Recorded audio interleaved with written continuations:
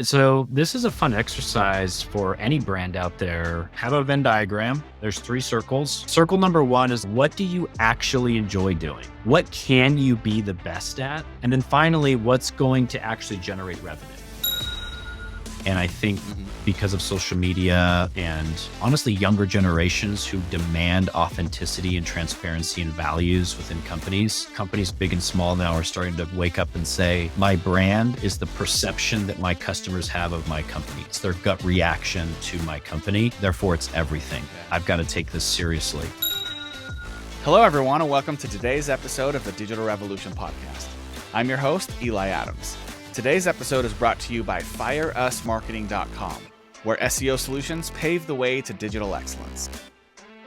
Hello, everyone, and welcome to today's episode where we are joined by Josh Weber. Josh is a co-founder of Big Red Jelly, an agency that combines world-class branding and website design with powerful online tools to accelerate business success. Josh lives by the principle of excelling in areas that don't necessarily require talent, such as showing up, being proactive, and exceeding expectations. With a deep-seated passion for creativity and building, Josh has steered his company from humble beginnings in 2017 alongside his brothers Zach and Ben to a prominent digital agency known for its efficiency, creativity, and tangible results. Josh's achievements include being a Goldman Sachs 10K Small Business alumni, as well as the 2022 Utah Marketing Professional of the Year. He has enjoyed his journey of founding Big Red Jelly on the pillars of applied creativity, efficiency, and real results in the digital marketing space. Welcome to the show, Josh. Thank you, Eli. I'm happy to be here. Yeah, I'm excited to have you here as well. I know we had some scheduling conflicts in the past, and to finally get to this point, I'm real excited to have you on the show. So let's just dive right into it. Just so the audience knows, we already did this part. We recorded, and I forgot to hit the record button. So this is just take two for this. So Josh, tell us about yourself. Where are you from? Where you grew up? Just being totally transparent. Let's hear about Josh again. Yeah, really excited to be here. And you get double the kudos, Eli. As I said before, I did want to preface kind of everything I said with just how much I appreciate the fact that this podcast is out there. I'm a big fan of getting practical, tactical, useful information. I think there's saturated space in which we play, the digital space, podcast space, content creation. There's a lot of it out there. There's a lot of fluff. There's a lot of non-beneficial information out there. So huge kudos to this podcast. Just trying to get practical and help entrepreneurs, creatives, small business owners, anyone really improve. So a little bit about me, kind of quick background personally. Was born in New Zealand. My family's from New Zealand, but I grew up in Utah. I'm a Utahn. Accent's gone. You can probably notice that. Moved up here when I was 7 or 8. And I love being in this particular area of the world. I think growing up in Utah, being in Utah, for those who maybe are unfamiliar, I think it's a crossroads of creativity, technology, hard work. And I think all things considered, I've got a couple great mentors that I have the benefit of kind of being around. And I remember one day I had a conversation with a mentor, and he's traveled a lot. He'd lived in many different places, and he now currently lives in Utah.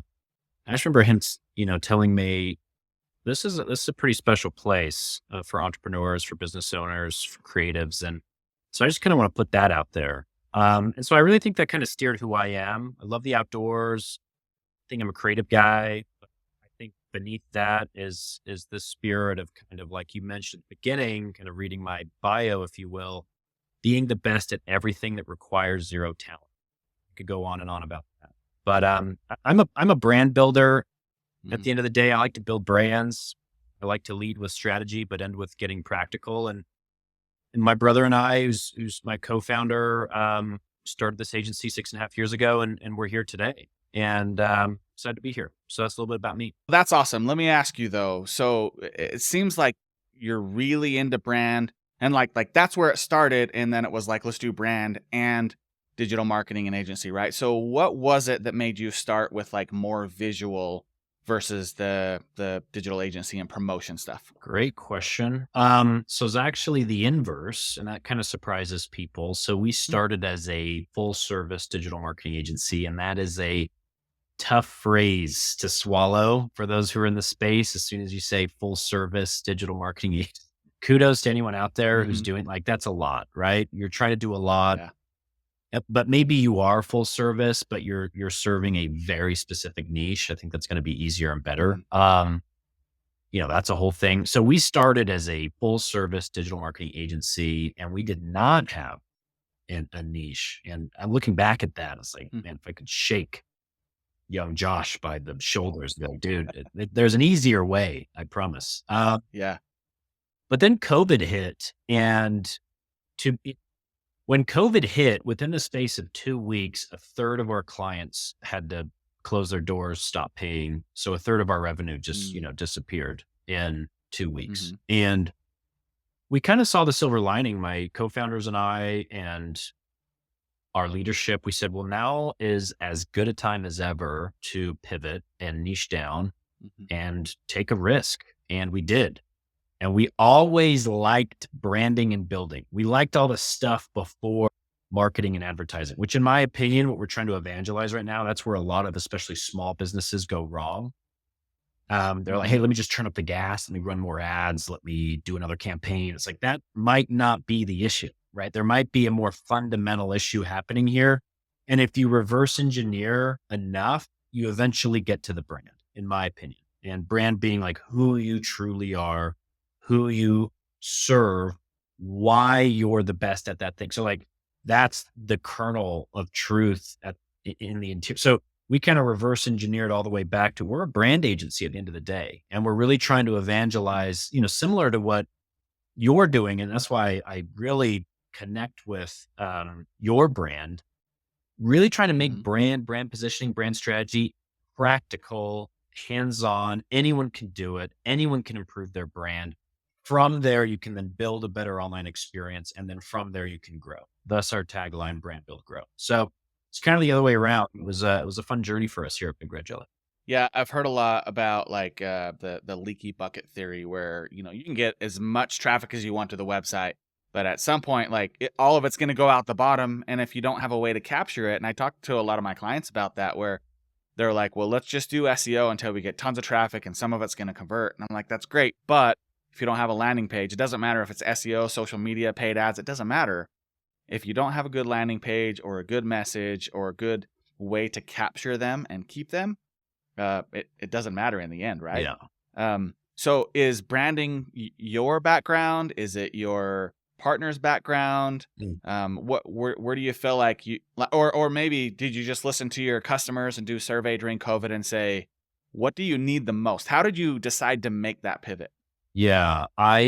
So my background is, as generic as it is, marketing. I've always been in digital marketing and marketing ever since I graduated college. Even in college, I worked at I've been in agency life Hmm. my entire professional career. Um, but Okay. my brother is a little bit more technical, right? So his background is web development, web design, UX, UI. He's Yeah. he's very good hands-on technical thing. I'm the polar opposite. I love to be on a discovery call with the client, talk brand strategy, talk about, okay, hey, who Mhm. do you think your audience is? What questions should we be asking? How do we differentiate your company so that your marketing and advertising can stretch farther? So it's a good yin and yang Mhm. that him and I have. But yeah, my background maybe leans a little bit more into the creative and the strategy, and his is on the technical side. It's a good combo. So So I think that's perfect for business partners. I guess what I'm trying to say is like during COVID, there was a major pivot, yeah, and a lot of companies are afraid to make pivots. So you both have the different backgrounds which aligned, but what was it yeah, that was like we should go this way versus that way? Because a lot of people are just afraid to even look. They're afraid to ask. So I'm just curious in your yeah. experience, what sort of was that pivot point that said we have to go this way? Yeah. Great. So this is a fun exercise for any brand out there, and it's fun to do on a personal level. So have a Venn diagram. There's three circles. Okay, circle number one. Hmm. So let's just take it on a personal approach first. So anyone who's listening who's like, what should I do as a career? Maybe if I want to pivot in my career or my role, my current company, I'm not saying you have to make any drastic changes, which by the way, when we say pivot or niche down, they don't have to be drastic, but it's just a small change can result in a big outcome. So if you have three circles, and I love Venn diagrams, my employees give me like the hardest Hmm. time. It's such a useful graph. It's fun. It's like circle number one is like, what do you actually enjoy doing?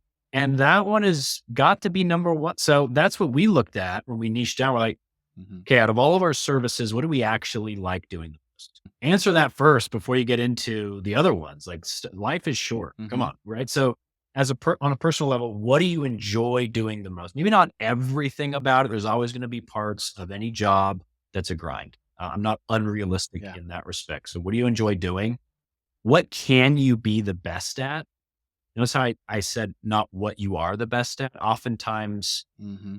you're just going to have to work toward that point. What can you be the best at or one of the best at in the Yeah. world, in your area, et cetera? And then finally, what's going to actually generate revenue, right? So this is a great career building tool as well. What do you enjoy doing? What can you Hmm. be the best at? And what's going to make you a good salary, right? If you just do two, what do you enjoy doing and what can you be the best at? But it's not going to make you any money. Well, that's a hobby.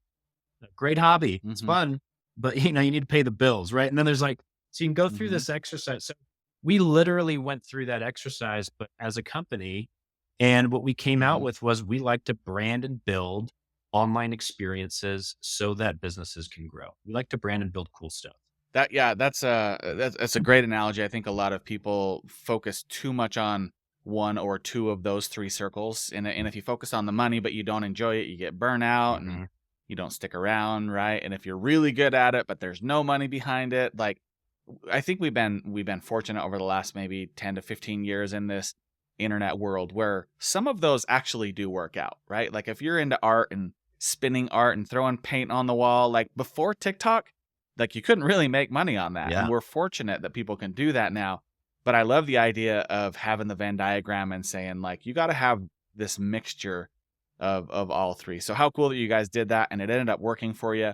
In the beginning you said like it wasn't a major pivot, it was a little bit of a pivot, and it made me think of the analogy where you have 2 points, you're here and you're going to this, and if you adjust by 1% and if they're 100 miles away, you're going in the completely wrong direction by the time you get there just because of 1%.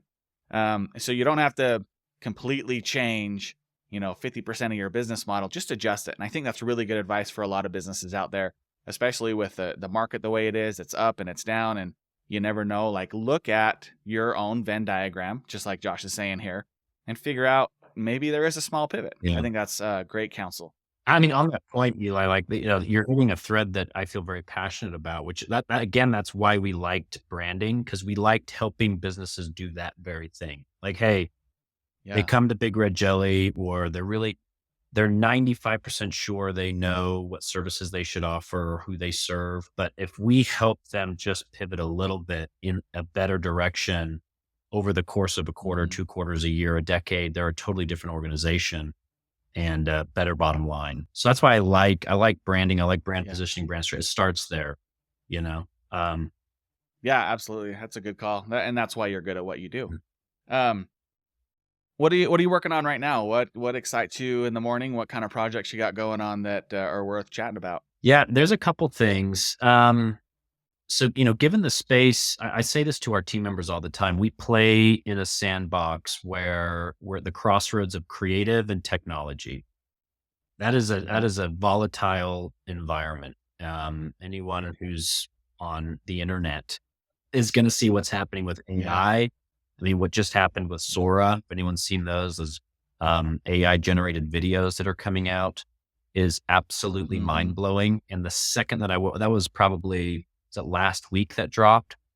I Hmm. woke up, I was on Twitter, saw the video clips, immediately Slack messaged my brand director and my co-founder. I said, we got to meet as soon as I get in. Um, Yeah. Long story short, we're leaning full on into AI. Like, just use the tools. Hmm. That's my point of advice for anyone listening. If you're worried about AI, or I don't think you should be worried. I think you should just use it. Lean into it. Use it. Use it. Use it. Use it. Just like when the internet came out, just use it. Be comfortable with it. Try using it for different daily tasks, mundane tasks. Make it your friend.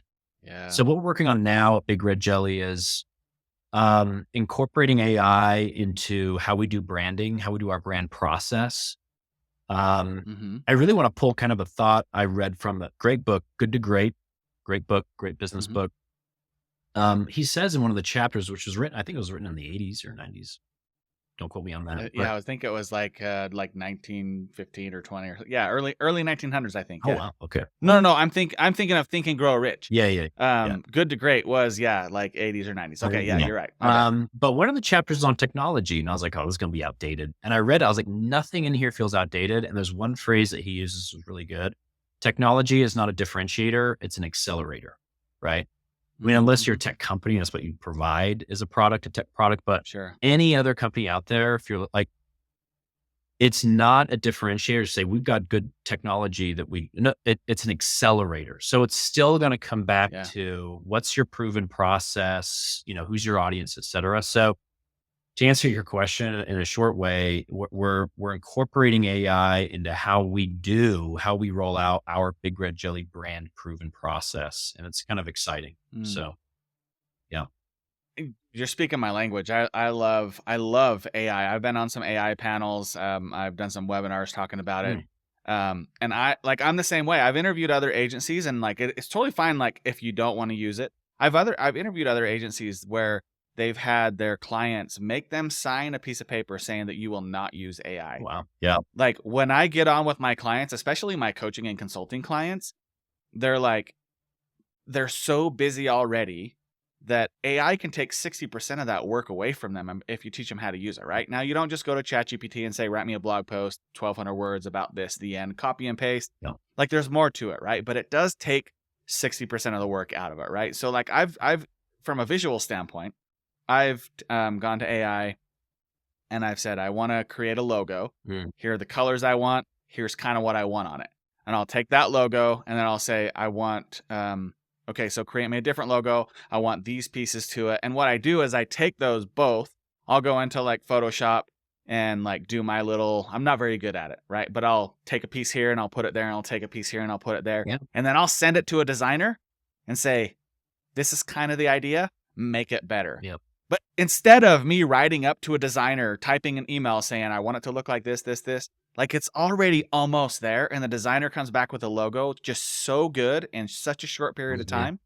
That's where I think people need to use it to like, to really accelerate and get ahead, like you were saying, right? Agreed. Yeah, it gets the ball rolling, right? Like whether it's writing an email, you have writer's block. That's one of the benefits of AI for me is just kind of, get the ball rolling here. Give me something more I can now give a human and they can touch it up, or, so yeah, absolutely. Just become friends with AI, make it your buddy, use it, try to use it.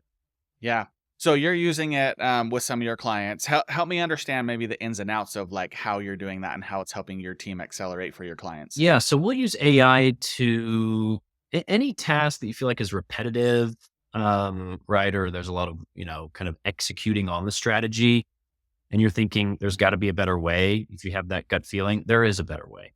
Right. So, and again, what I cannot evangelize this enough. Been saying it for a few years now. I think with technology and advancement in general and in the agency space, I mean, just look at what's become commoditized. Running Facebook or Google ads 10 years ago was borderline like you needed an advanced computer science degree, for crying out loud. And now, luckily, I think it's a great thing.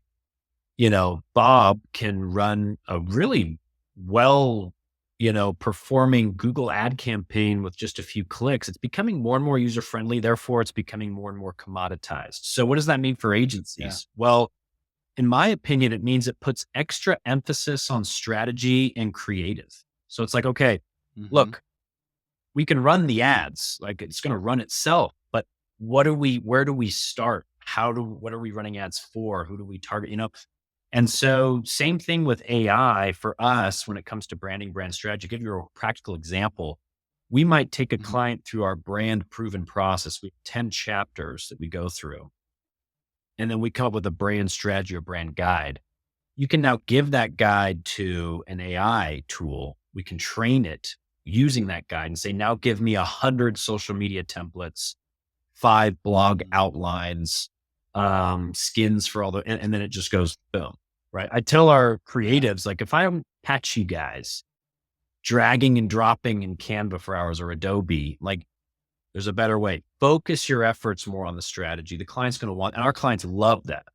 Yeah, more on the strategy. Yeah. I don't need to pay you hourly to go create social media like that's no, I think we're going to look back at that and say, Right. I can't believe we were doing that. Right. So Right. that's a practical example there. Again, an accelerator, not a differentiator. Yeah, and I mean, there's new updates every single day with AI. Like speaking of like Canva, I've used this in the past to do a very similar thing where you can install a plugin with ChatGPT that connects to Canva that also connects to CapCut, and you can go and when you do your prompt, you say at Canva and at CapCut, and you do your prompt, and it pulls in those plugins, and it like you click on the link that it gives you, and it goes right to Canva. It's already designed. You can take it and you can customize it and put your brand logo, whatever in Yes. there, but it saves so much time. It's amazing. I love that. Love that. Yeah. Okay, so let's get into the meat and potatoes of this. So let's get into the tactical. So I'm a business owner. I'm sitting at home I'm at the gym and I'm listening to this podcast, and I really want to know how I can elevate myself and my business online. What tactical recommendations do you have for me that I can do on my own without hiring an in-house person, without hiring an agency yet? Maybe I'm just not quite ready. I'm a small to medium-sized business and I'm not sure the questions to ask, or I don't have the money. What advice do you have for me to help elevate myself online? Yeah, a couple of things. And I'll kind of reverse engineer back to the brand, and we can get into like some website, just real practical, tactical website things. But again, more often than not, when we bump into entrepreneurs, we work with even large companies, to be honest with you, but particularly small to mid-sized businesses. If they have a website conversion rate issue, or their Google Ads campaign is not performing as well as they would like it to, they're not getting as many sales. Again, conversion rates are bad. Usually that's a symptom of something is off with the brand. So let's go back a few steps and some practical kind of tips that I give small business owners. Let me use another Venn diagram example. I encourage everyone to do this at least once, because I know what it's like, and so do you as a small business. We've got our blinders on. We're in the business and it becomes so fuzzy. And you're eating, drinking, sleeping your services and your products all the time. And it's not as clear to your customers and your employees and your partners as it is to you. So one tactic, sit down. This is a brand positioning thing. Okay. So draw the 3 circles. The first circle, very similar to what we talked about before. What can you be the best at your business, right? And get practical, and also try to avoid industry kind of pitfalls. So for example, if you're a restaurant, instead of saying like, we can have the tastiest food, that's a given, right? So it's like, don't put any obvious bullet points in there. So write down some bullet points. What can your company be the best in the world at? And don't be afraid to get super specific, right? It's hard. It's really hard. You want to be like, we'll be the best at, and then you start to get kind of vague and high levels. Like, no. Be real. Maybe ask your customers what they think, right? That's like, I cannot emphasize that enough. Go talk to your customers. I think we've got so lost in quantitative data the last decade that we've kind of lost touch with qualitative. Like, when's the last time anyone who's listening, you picked up the phone, just interviewed one of your customers? You will learn something. So number one, what can you be the best in the world at? Circle number 2 is identify who your competitors are and your secondary competitors. We can talk about that later, but identify who they are. What are they best at, right? So there might be a restaurant down the block. It's very similar to yours. What are they truly the best at, right? And then the final circle is, what does your ideal customer actually want? And notice the keyword is ideal, right? So you have to, in order to fill out these circles, you have to understand who your ideal customer client is. You have to clearly understand who your competitors are. And you have to clearly understand what you can be the best in the world. Now, the temptation here is you think that the winning zone is in the middle. That's risky zone. You'll play in that zone. It's like, what are you good at? What are your competitors also good at? And then what do consumers want? Most people will play in that middle zone. There's also the ego zone, which is like, what are you good at? What are your competitors good at? but your consumers never told you they wanted that in the first place. Like big brands get caught in that space. They're battling over this feature or this widget, and they're not listening to the customer. It's like, don't do that. Then there's the losing zone, which is your competitor's really good at it. Your consumers want it, but you're not the best at that. You're going to lose. So identify that final zone, which is what you're best at. Your competitors aren't as good and your customer actually wants it. Find out what that is. Bullet point that out, write it out, and play in that zone. But actually go through that exercise, draw it on a piece of paper. You'll be amazed. Do it with your employees, do it with your customers, do it with your co-founders or partners. And that will lead the way for so much more. It will influence your copywriting, your visual identity, how you design your website. So that's just one tactic or kind of tool I would use. I mean, that's a powerful one. And I know I've looked at Venn diagrams a lot, but I've never heard of the like the ego section and the losing section and stuff. So adding a little bit of that additional light is super helpful. So if you're a business owner out there, and first of all, if you don't know who your ideal customer is, go and figure that out. And then do this exercise. So, okay, so now I'm a business owner. I've done this exercise. I know what I want. Where do I go from there? Ooh, yeah. Let's say you filled that out. There's probably going to be a lot of come to Jesus moments. You'll be like, yeah, I think I should reconsider offering that service. I might want to niche down. You'll probably come out of that exercise thinking that you're probably trying to be too many things to too many people. That's usually a mistake. It's rare. Let me say, it's rare that I bump into a small business owner entrepreneur and they're too niche. I can't remember the last time that happened. So, like you can be neat. Trust me, there's an audience. There's an audience for that. You know what I mean? And I think part two for me, after you finish that, second kind of practical thing to really do, and I encourage all business owners entrepreneurs to do this, but draw out your customer journey. Okay. So if there's one of those circles that you can obsess over, it's that ideal client circle, right? So if you obsess over your competitors too much, I think that's dangerous. If you obsess over yourself too much, I think that's also dangerous, leads to tunnel vision. If there's one of those circles you're allowed to obsess over, it's the customer and client circle in that Venn diagram. So again, you're probably not niche enough when you describe to me your ideal customer or client. We all struggle to do that. And then secondly, when you've identified who your ideal customer or client is, when was the last time that you've drawn out on a whiteboard or a piece of paper from start to finish, what is the customer journey with your brand? It's shocking to me how many people don't know what that looks like. And every time I do it twice a year, I'll take myself, Josh, through our Big Red Jelly proven process from start to finish, from a lead to I have a sales conversation with my biz dev guy, to I'm onboarded, I go through brand, content build, growth strategy, grow. After what happens, we have client happiness. I get mailed something cool. And every single year I find something that can be improved. So client or customer experience cannot be underestimated. So I would love for you to elaborate on that. I think you and I being in the digital space, we understand what the customer journey is. We've built a million maps for customers. But if I'm just a business owner, let's say that I graduated from college and I'm a dentist, right? Or a doctor or a chiropractor or whatever. I've probably never been taken through that exercise. So for those who are listening, kind of explain like, okay, so you have multiple different touch points at the top of the funnel where, they can come through email, they can come organic, paid, whatever. Then they go from there, like you have to nurture them and then they end up buying. And then like you mentioned, once they bought, how do you get them to be happy and come back and leave a review? And like, can you kind of walk through that? Let's say maybe for a dentist, walk through that exercise so that business owners out there who have never been taken through this exercise can do it on their own. Love it. Yeah. And I like the dentist example because you can kind of, you have a physical location, maybe brick and mortar company.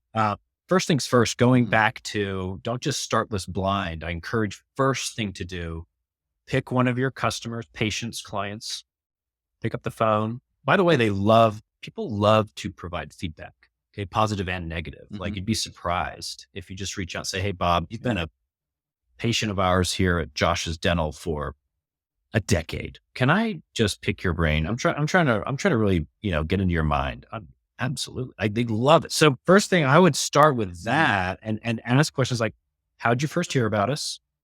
Do you follow us on like, Okay. what was it that made you come to us? That's interesting. But Hmm. dig deeper, quick. Like, don't just say, hey, what made you come to us? They're going to say, well, I heard about you from a friend. Okay. Well, why us and not the other dentists that were around? Well, I thought that maybe you were the best. Well, why did you think we were so ask those why questions 3, 4, 5 times in a row. You'll eventually get to something that's very interesting.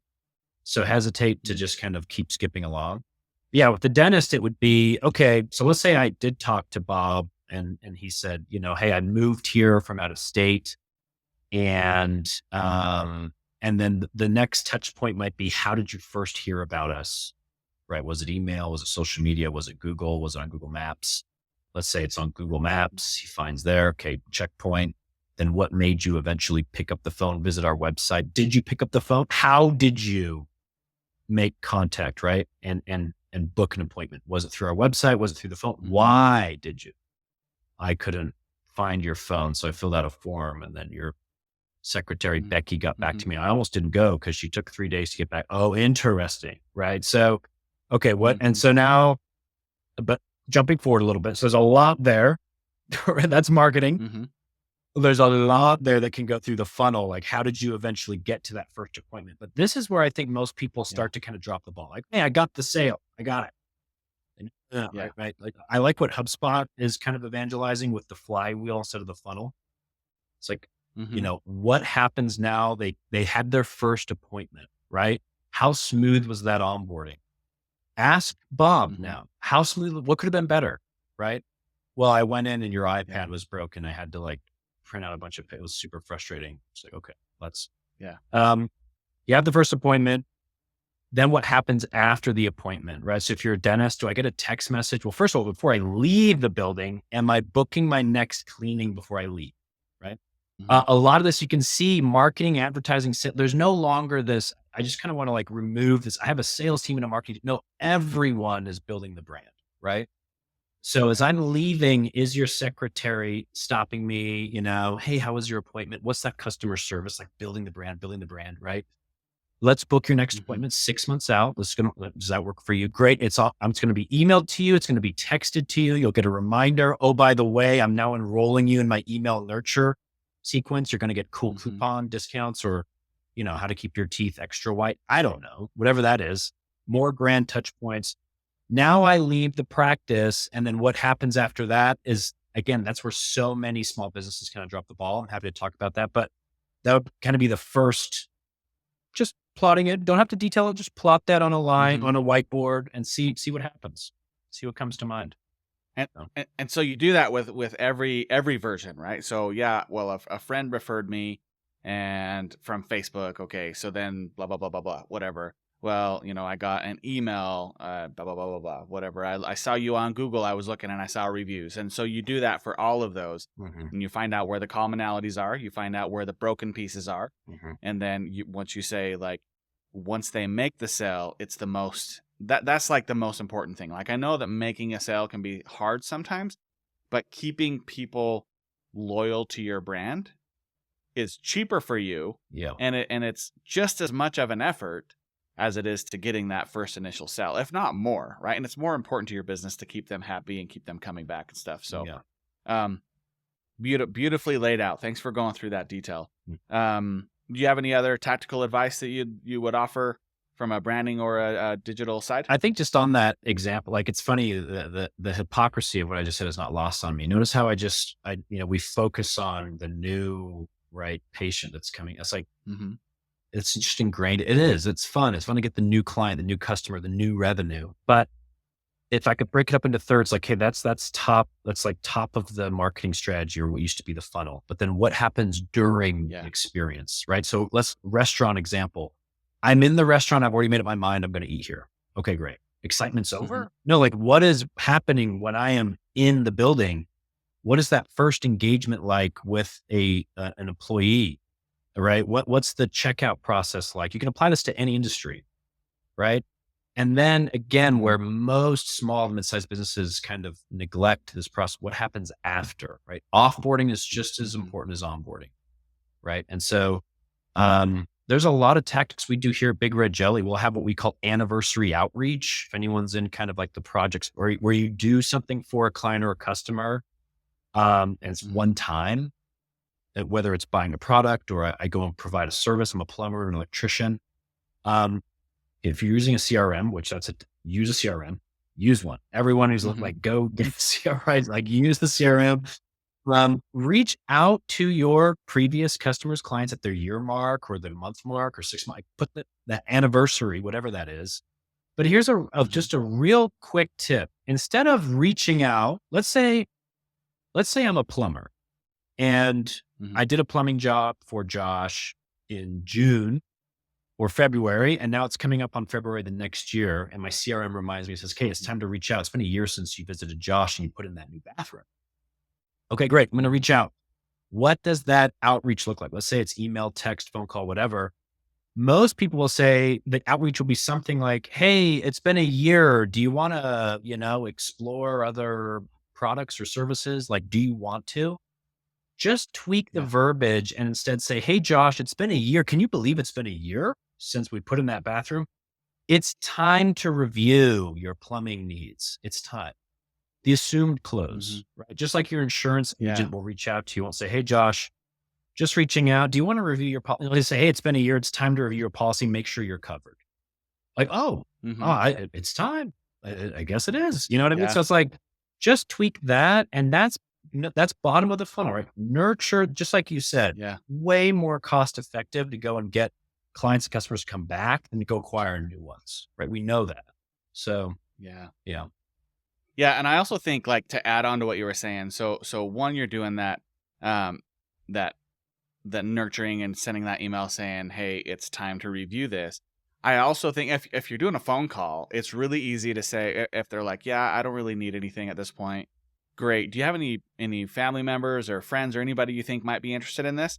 Right? So one, you might get them, but two, you're top of mind. So the next time they're on that Facebook local page and someone's like, "I need a plumber." Yep. Right? You're like, "Oh, hey, I use this guy." But then you're top of mind because you called them, you talked to them, and Yep. they refer that. I see that all the time on those Facebook community pages. Mm. Someone's like, "What's the best kids dentist?"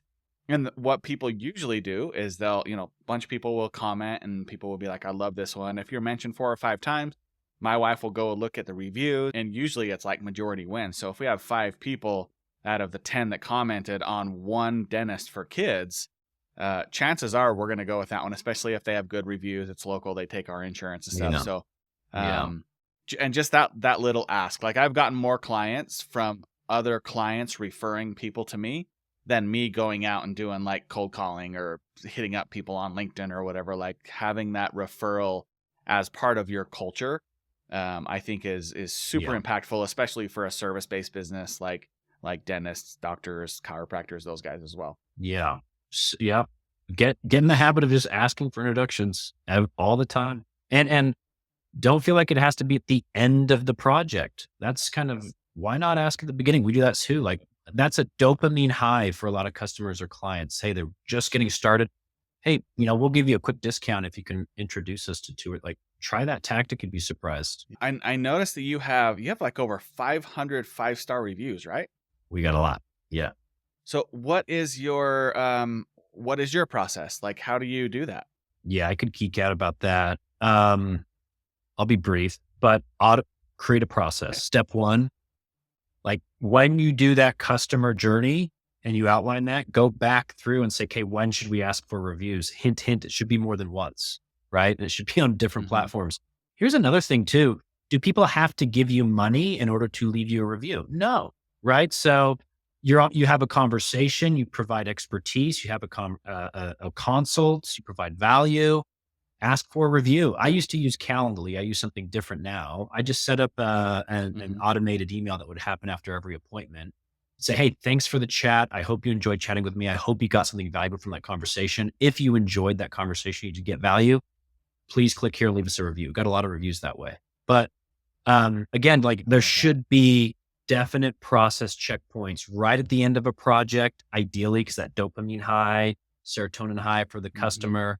On their way out of the door, going back to the dentist example, ask them for the review, maybe give them a discount off their next appointment, whatever it is, you got to process it out and you will get them for sure. Yeah, I love the automation of it too, using a tool like Calendly that's super automated. You have your meeting, and after your meeting, the next day it automatically sends that email. Yeah. If you don't ask, the answer is always no, almost always, right? So can't hurt to ask. Yeah. And try different communication channels too, right? So go back through that customer journey line graph again and say, okay, we're sending them via email.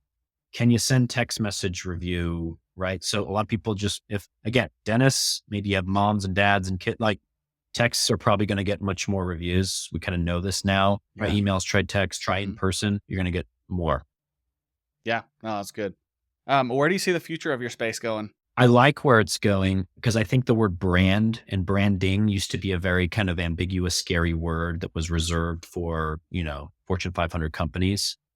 And I think Hmm. because of social media and honestly, younger generations who demand authenticity and transparency and values within companies, I think companies big and small now are starting to wake up and say, my brand is the perception that my customers have of my company. It's their gut reaction to my company.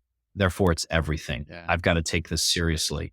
And like we've just been saying this whole conversation, everything from your customer service to your sales, to your marketing, to your content will either build your brand or break it down. And so obsess over your brand. And so that's where the space is going is I think more companies are going to say, how do I build my brand? How do I do this? And there's going to be more emphasis on creative and strategy. That's what I think. Yeah, I agree. I especially think that the creative and the brand part is really important with AI coming into play more with content, because a lot of people will use AI to write their content that'll be less humanized. But if you have a well-known brand, you're more likely to get those referrals and get that trust value instead of just content that answers questions. You get that trust that comes with it, right? Agreed. Amen. So okay, so I finished up all the podcasts with two different questions. So the first question is, and you already kind of answered this at one point, but you may have a different answer now. But if you could go back to your younger self and give advice, what would that be? Ooh. I think I would spend more time with, I'd reach out and be vulnerable in asking for mentors in the space Mm, and spend time with them and just pick their brain. Similar to asking your yeah. customers about, what could be better. You could probably avoid a lot of headaches and accelerate your growth if you just sit down with someone who's been in your space, been there, done that, say, hey, same question that you asked me. What would you do differently if you Mhm. go back? And they'll give you some really good advice. That's probably what I would do. And then from a practical standpoint, this might be specific to the service industry or just my space, but align yourself with strategic partners. Find win-win-win situations, right? So Mhm. I was lucky enough to sit down with a couple big agency owners when we were a younger agency, and we just partnered well with them because we did what they didn't do and they did what we didn't do. Mhm. And their size and growth just pulled us to the next level. So try to find a Mm. strategic partner in your space where it's a win-win-win. I like that. What books, podcasts, or leaders currently inspire you? Ooh, book I'm reading right now is The Goal. The author, it has a name that's very hard for me to pronounce, but it's an amazing book for any Mhm. small business owner. And then a book I just finished was Unreasonable Hospitality, which was probably got to be one of my favorites. I loved it. Oh, nice. I haven't heard of either of those, so I'm gonna have to go check them out. Um, so how can people get in touch with you, Josh, if they want to reach out? Find me on LinkedIn. I don't know how many Josh Webbers there are, but I'm the bald one. Um, and yeah, and then go to our website, bigregulate.com. Follow us there.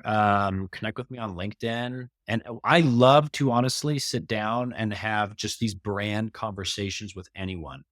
No strings attached. Just Yeah. say, hey, tell me about your Mhm. business. Tell me about who your customer is. I'll push back. I'll ask some questions maybe that you haven't asked yourself, but I hope that just having that conversation will be helpful. Yeah. I'll put those links in the description as well. If you're watching on YouTube, I'll put it on the screen. If you're listening, go to the description. I'll put the links in there. So I'll find I'll find you on LinkedIn. They don't have to search for you. Just click on that link and they'll find you from there. Even better. Man, Josh, I really appreciate you taking the time today and talking with me. I know we had a little bit of technical difficulties earlier, but it's been a great conversation. I've learned a lot, and I might take you up on that offer and walk through mine and make sure I'm on the right path and get another set of eyes on it. So I really appreciate you taking the time to talk with us today, Josh. Great. Yes. Thank you, Eli. It was a pleasure. For everyone listening, we'll talk to you next week. Thanks so much for listening to the episode today. Listen, I know how valuable an hour of your time can be, and for you to take that busy time out of your day and spend it with us, it really means a lot. If you enjoyed today's episode, please consider liking and subscribing on whatever platform you're on. And don't forget to leave a comment. Tell us what you thought about the interview. Ask us questions. Let us know what other digital topics you'd like to hear about in the future. We're here to add value to your life and elevate your digital presence online. If you'd like some help doing that, reach out to me at fireusmarketing.com. See you on the next one.